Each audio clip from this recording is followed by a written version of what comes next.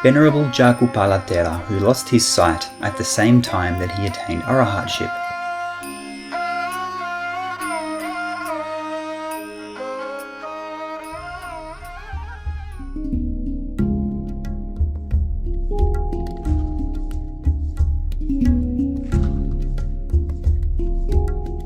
One day, a man called Mahapala, who lived in the city of Savatthi, had the opportunity to listen to Sammasambuddha's Dhamma lectures and felt moved to enter the monkhood. But Sammasambuddha told him to first return home and say goodbye to his younger brother Julapala.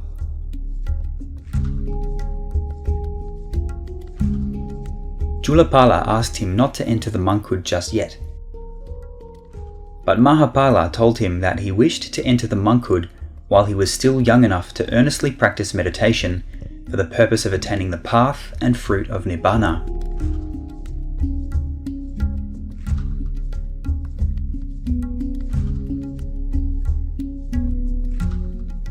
Having been in the monkhood for 5 years, Venerable Mahapala asked Sammasambuddha for permission to travel together with a group of 60 Buddhist monks in order to spend the rains retreat in a distant location.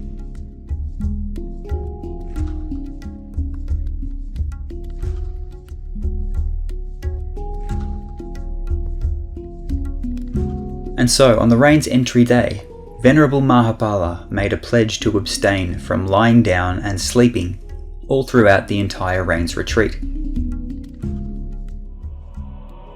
During the first month, he began to have some eye problem in that his eyes were constantly tearing.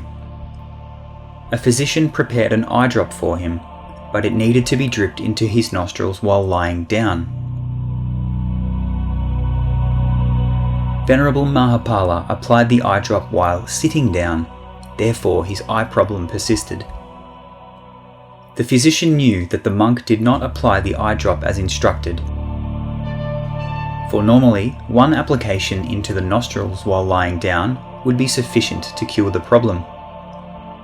He also knew that Venerable Mahapala could not follow his instruction because he was bound by his pledge.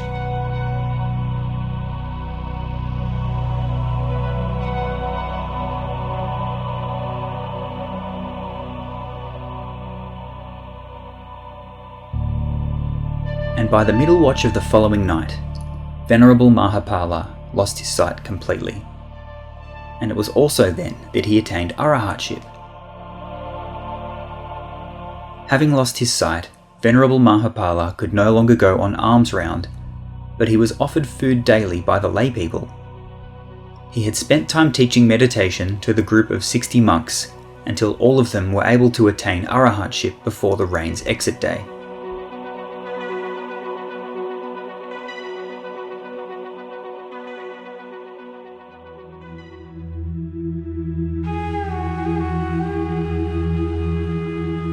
At the end of the rains retreat, the group of 60 Arahats travelled back to see Sammasambuddha.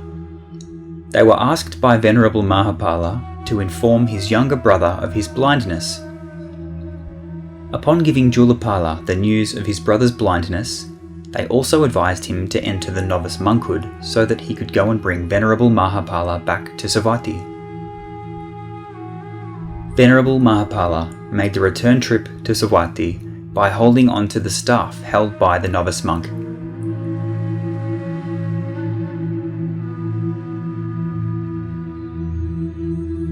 On their way to the city of Sankata, the novice monk heard the singing of a young maiden, and subsequently went in search of her. The encounter led him to have sexual intercourse with her, which meant that he could no longer remain a novice monk. Knowing what his younger brother had done, Venerable Mahapala no longer allowed him to lead his way.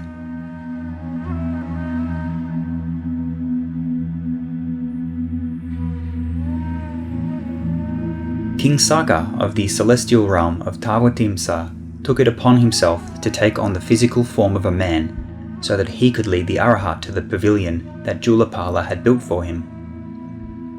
Julapala also had 2 male slaves ordained as a novice monk so that they could attend to the Arahat. By this time, the Arahat was being referred to as Venerable Cakkhupala.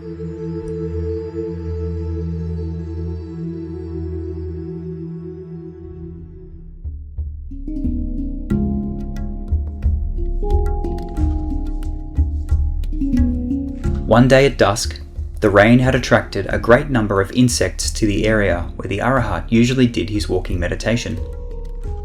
Having done walking meditation during the final watch, the Arahat had unknowingly stepped on a large number of insects.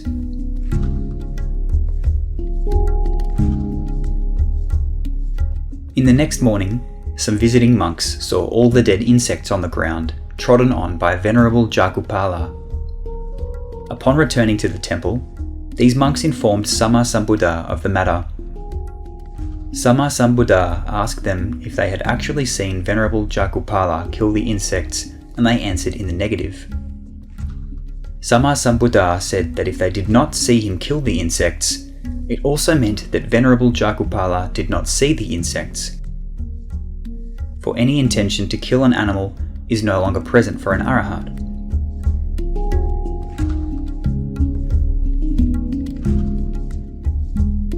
The monks asked Sammasambuddha about Venerable Cakkhupala's past misdeeds, which had caused him to suffer from blindness.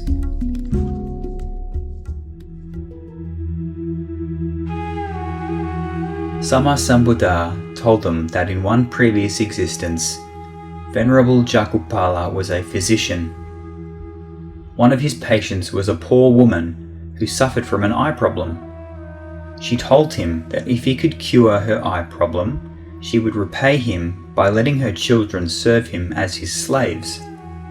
But once cured of her eye problem, the woman pretended otherwise. Out of anger, the physician concocted an eye drop which caused the woman to lose her eyesight altogether.